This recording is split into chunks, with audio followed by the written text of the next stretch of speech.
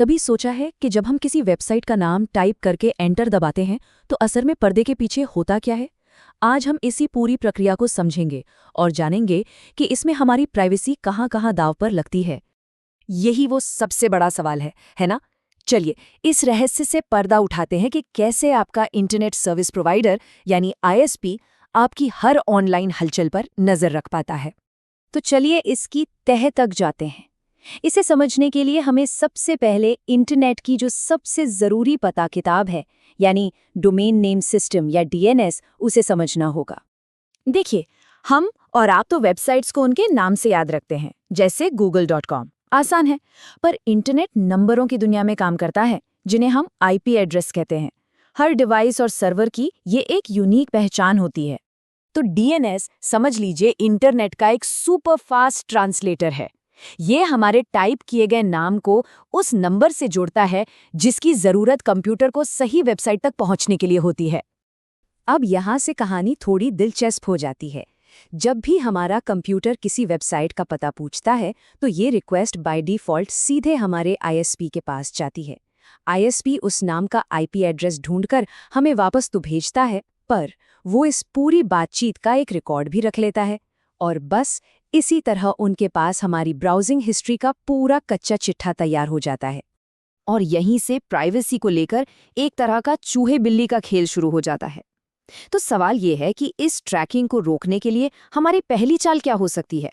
एक तरीका है कि अपने डिवाइस की सेटिंग्स में जाकर आईएसपी के डीएनएस को हटा दिया जाए और उसकी जगह किसी पब्लिक डीएनएस प्रोवाइडर का इस्तेमाल किया जाए। इससे हमारी रिक्वेस्ट अब आईएसपी के पास नहीं बल्कि सीधे उनके सर्वर पर जाएगी। ये सुनने में तो एक आसान सा हल लगता है ना, लेकिन आईएसपी के पास इसकी भी एक काट होती है। तो क्या सच में हमारी समस्या हल हो गई? ये स्लाइड पूरी कहानी बयां कर देती है। नॉर्मल डीएनएस रिक्वेस्ट एक खुले पोस्ट कार्ड की तरह होती है। जैसे पोस्ट कार्ड को रास्ते में कोई भी पढ़ सकता है, ठीक वैसे ही आपका आईएसपी भी आपकी रिक्वेस्ट को बड़ी आसानी से देख सकता है, क्योंकि वो इनक्रिप्टेड नहीं होती। तो चलिए, प्राइवेसी के इस खेल में अपने अगले कदम की ओर बढ़ते हैं। अब मिशन है इस डिजिटल लिफाफे को एन्क्रिप्शन से सील करना। आजकल के नए प्रोटोकॉल हमारी डीएनएस क्वेरी को एन्क्रिप्शन की एक मजबूत परत में लपेट देते हैं। इसे एक सीक्रेट सुरंग की तरह सोचिए। अब आईएसपी को बस ये दिखता है कि हम किसी डीएनएस सर्वर से बात कर रहे हैं, पर हम क्या पूछ रहे हैं ये वो बिल्कुल नहीं जान सकता। तो मतलब जीत हो गई?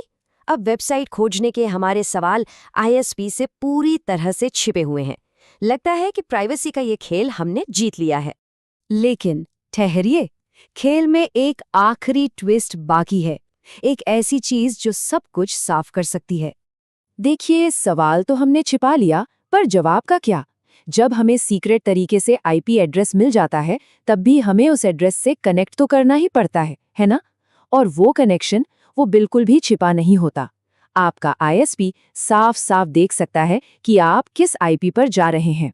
ये तो एक बहुत बड़ी कमजोरी लगती है, लेकिन मॉडर्न इंटरनेट के पास प्राइवेसी के लिए एक आखिरी और बहुत ही शक्तिशाली दांव बचा है। और वो दांव है शेयर्ड आईपी की ताकत। पहले क्या होता था? एक वेबसाइट का मतलब एक आईपी एड्रेस, सीधा हिसाब। पर अब वो जमाना चला गया। अब एक आईपी एड्रेस पर हजारों वेबसाइट्स होती हैं। तो भले ही आपका आईएसपी ये देख ले कि आप एक खास आईपी से कनेक्ट कर रहे हैं, लेकिन उसके पास ये जानने का कोई तरीका नहीं होता कि उस आईपी पर मौजूद हजारों वेबसाइट्स में से आप असल में कौन सी वेबसाइट देख रहे हैं।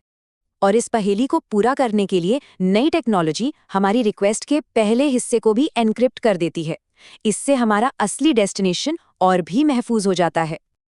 ये डिजिटल दुनिया में गुमनामी का सबसे बेहतरीन तरीका है, भीड़ में छिपकर अपनी प्राइवेसी को बचाना।